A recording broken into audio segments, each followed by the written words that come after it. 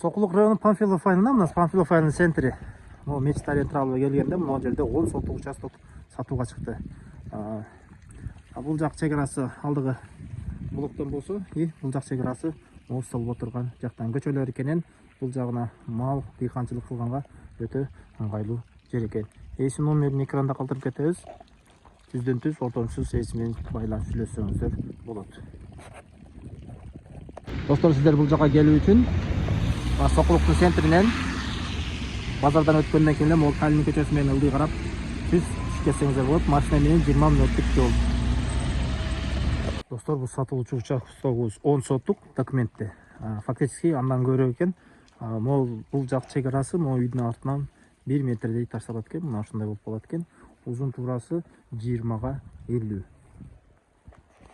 Ал эми ылдыйкы чек-арасы болсо, могу жерден келип туруп, мына могу жерден бул жакты чек-арасы болот экен.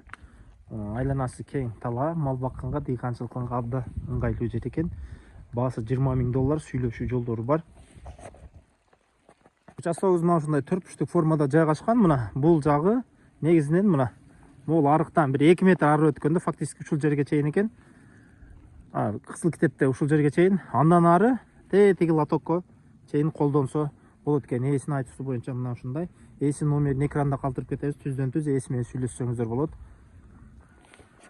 Негизинен айыл өтө жакшы жайгашкан. Мына бул жакта жашоочулар жашап атат. Ток, электр энергиясы, суу, свет баары киргизилген. Мектеп, бала бакча тетиги кошуна айылга барат экен. Жалпысынан мына ушундай көрүнүштө.